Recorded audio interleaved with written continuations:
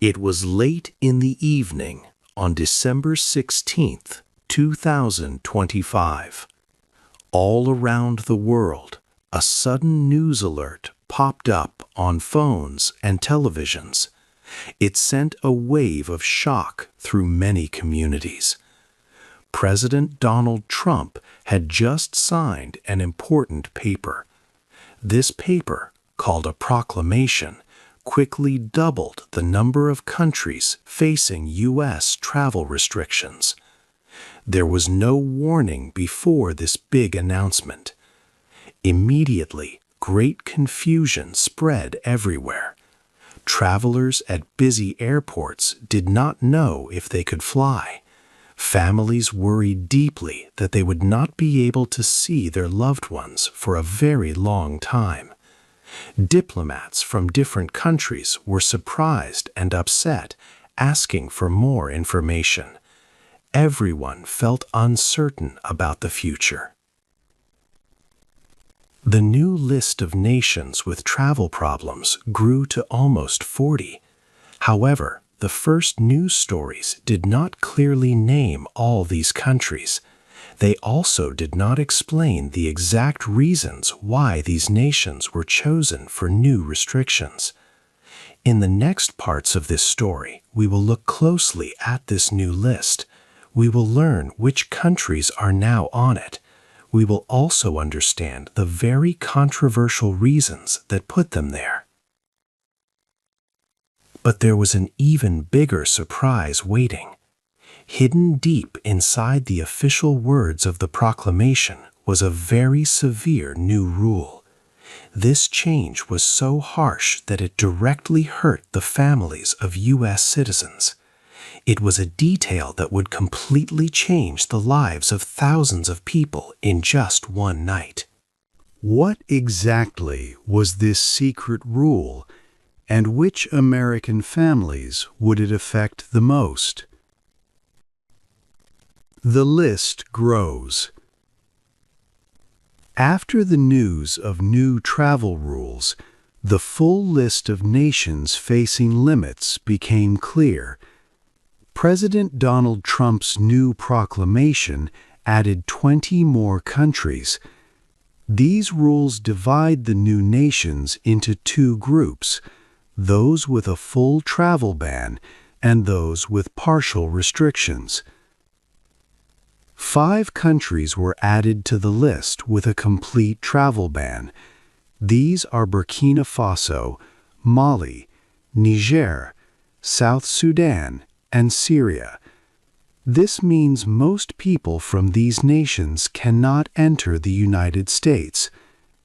Also, for the first time, people using travel documents from the Palestinian Authority now face a complete ban. 2 countries, Laos and Sierra Leone, also moved from partial limits to a full ban.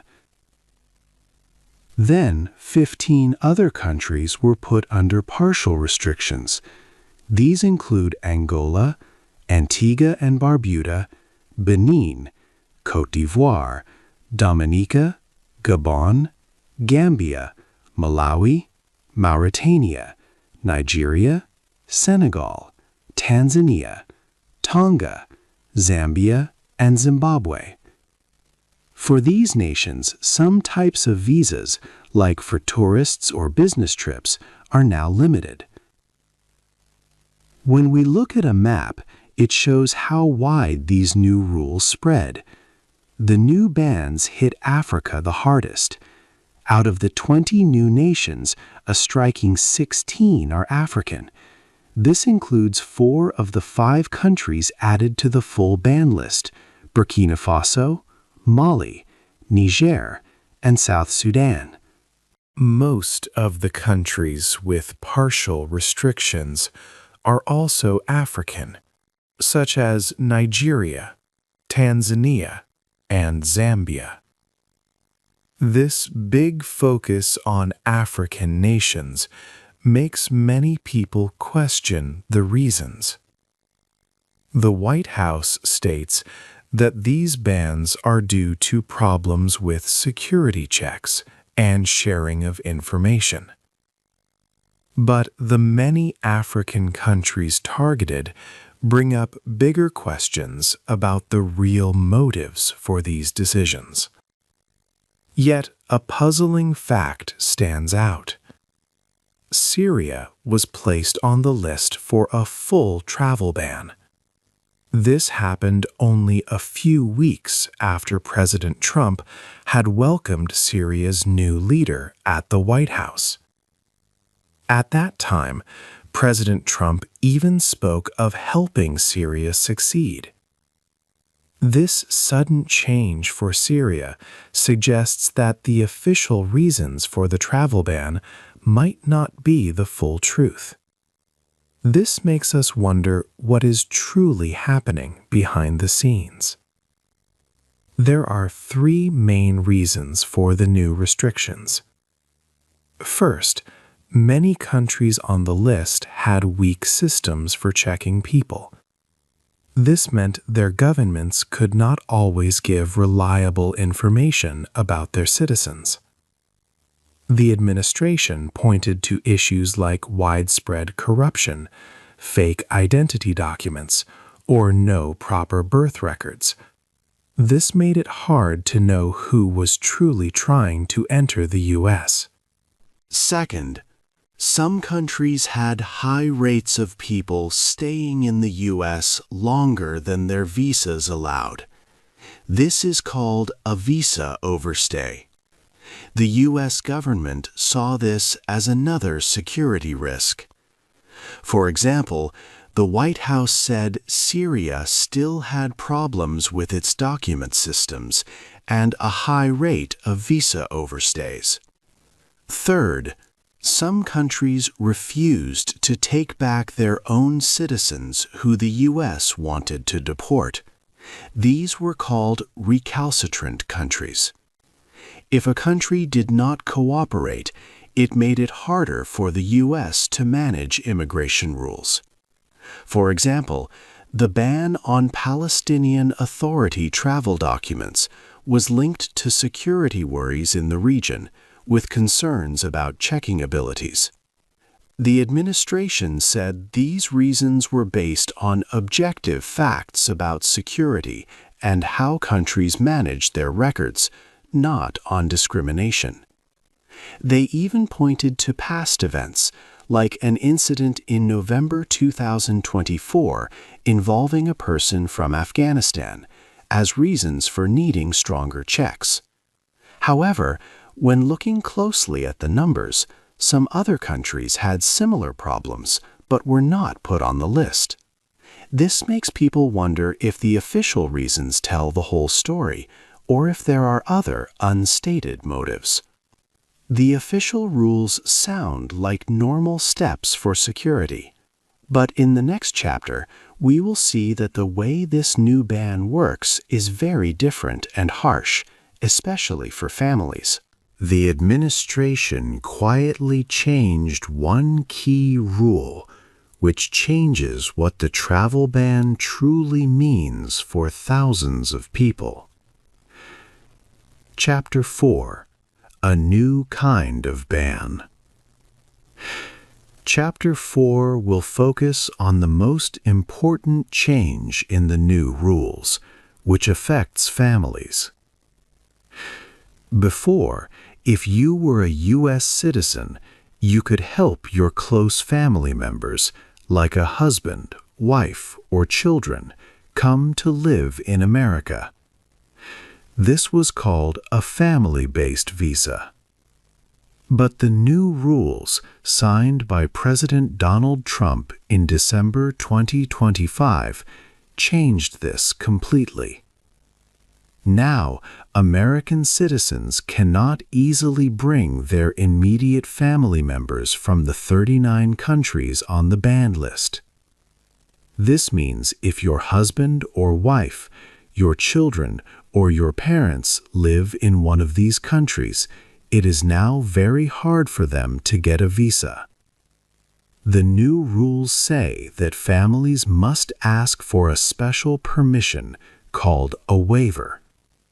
Getting this waiver is very difficult, almost impossible for most people to obtain. This particular change is a significant departure from previous rules, which always had broader exceptions for immediate family. This change is a big problem for many families. It means that thousands of American citizens will now be separated from their loved ones for a long time, maybe even permanently. The U.S. government previously made clear exceptions for families, allowing spouses, minor children, and parents to join their relatives in America. However, these new rules take away those important pathways, leaving many in despair. This is a big difference from how immigration has worked for many years, where keeping families together was a core principle. The new policy targets the very idea of family reunification, causing widespread sadness and uncertainty. But this difficult change for families is not the only new thing in the December 2025 rules. The government also started a completely new type of ban. It does not target a whole country as previous bans have done. Instead, this unprecedented restriction targets specific travel documents made by a particular political entity. This action has big geopolitical implications, meaning it will greatly affect international relations and how people travel from certain areas of the world. 5. Strange friends. This chapter looks at two situations that seem very difficult to understand. The first one is about Syria. In November 2025, President Donald Trump welcomed Syria's new leader, Ahmed al-Shara, to the White House. It was the first time a Syrian leader had visited the White House. President Trump spoke good words about al-Shara and promised to help Syria be successful. This was special because al-Shara was once seen as a terrorist by the U.S. government. After this meeting, the U.S. government even started to remove some rules against Syria. However, only a few weeks later, in December 2025, President Trump made a new rule. He put a full travel ban on all people from Syria. This meant Syrian people could not enter the United States. The White House said that Syria still did not have good ways to give out passports or check people's security. They also said too many Syrian people stayed longer than their visas allowed. This situation was very confusing. It showed a strange mix of helping a country while also stopping its citizens from coming to America. Next, we look at a new kind of ban. This one is on travel papers from the Palestinian Authority. This ban is different because it does not stop people from a country. Instead, it stops people who use special travel documents made by a political group, the Palestinian Authority. This was the first time such a ban happened. The White House said this ban was because of fights in the Gaza Strip and West Bank. They said bad groups work there and have hurt American citizens. Also, they said the war there made it hard to check people correctly. They believed the Palestinian Authority did not have enough power to control these areas and ensure safety, so it was not possible to check people with these documents well. With the U.S. acting in such new and unexpected ways, how are other countries around the world reacting, especially those countries that are directly affected by these new rules? Are they trying to fight against these changes, Or is the world now too tired to challenge President Trump's America anymore? 6. The world reacts. The new travel rules caused a global reaction. This time, the world's response was different from the strong protests seen in 2017. In 2025, the international reaction was more muted, not as loud as before. Many people wondered why other countries did not speak out more strongly against the expanded ban. The African Union shared its concerns. It asked the United States to make border security rules that were fair and based on facts. They wanted the rules to show the long friendship and partnership between the U.S. and Africa. Some African countries, like Sierra Leone, said they would keep talking with U.S. officials to understand the new changes. Other nations, such as Dominica and Antigua and Barbuda, also wanted more details about the limitations for their citizens. Experts watched the situation closely. Beverly Ochieng, an analyst from Control Risks Group, spoke about the travel ban.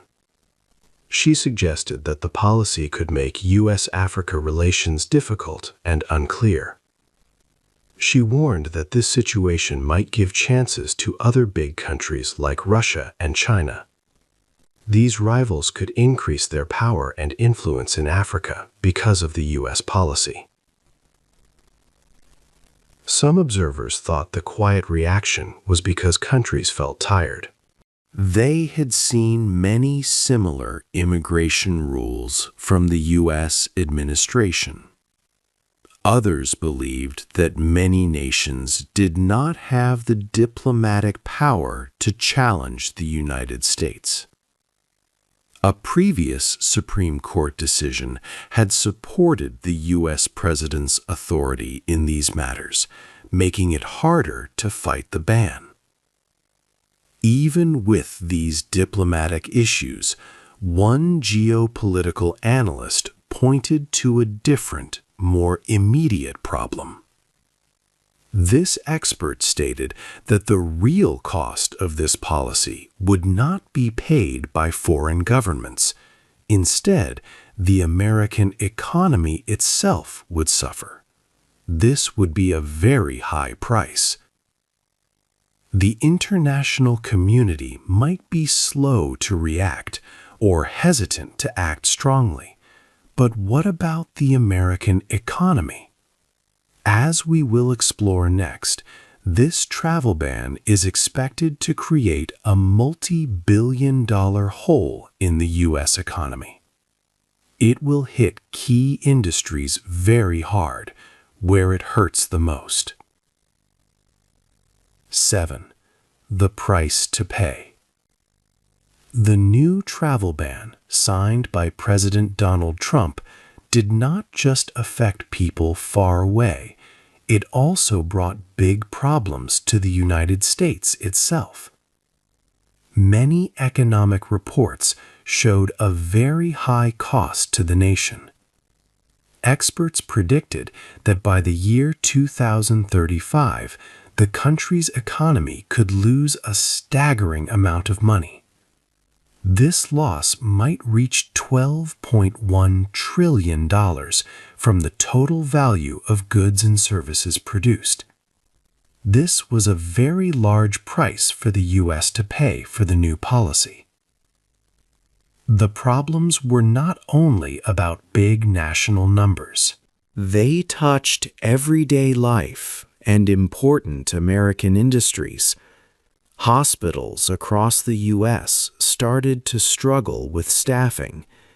They found it hard to hire enough doctors, nurses, and other medical workers, especially from countries now under the ban. Technology companies faced difficulties too.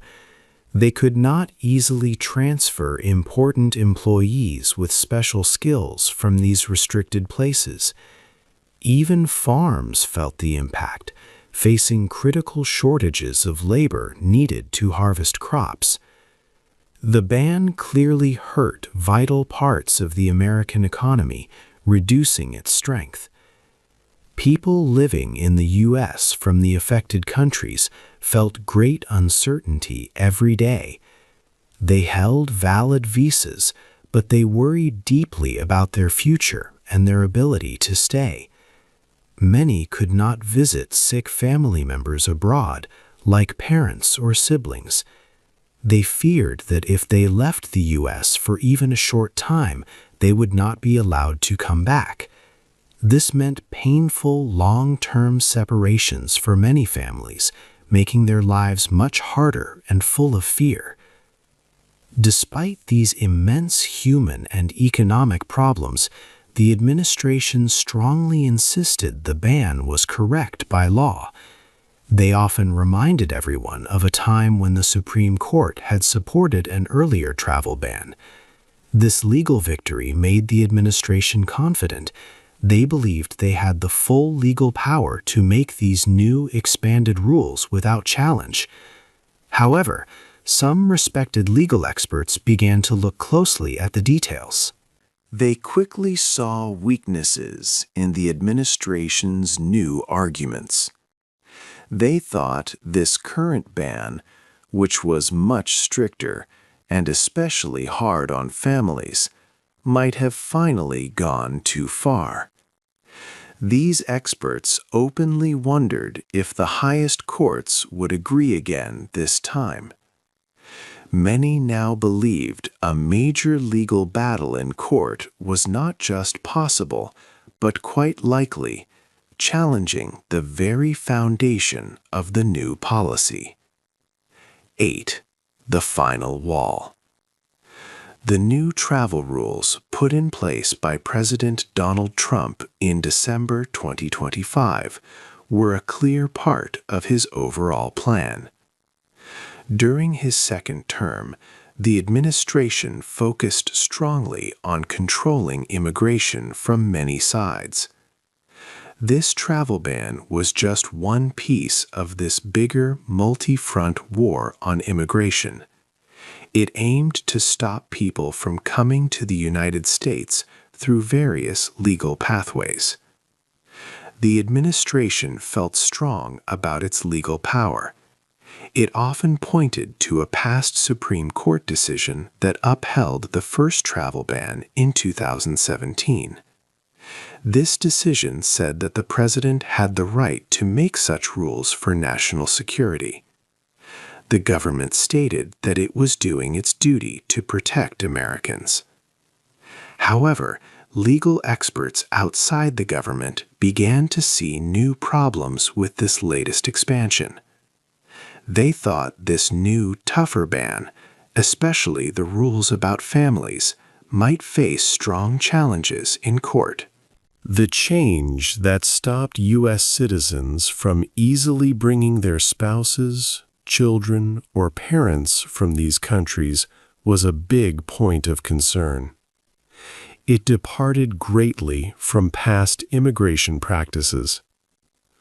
Also, the ban on Palestinian Authority travel documents was new and different, which could lead to fresh legal arguments.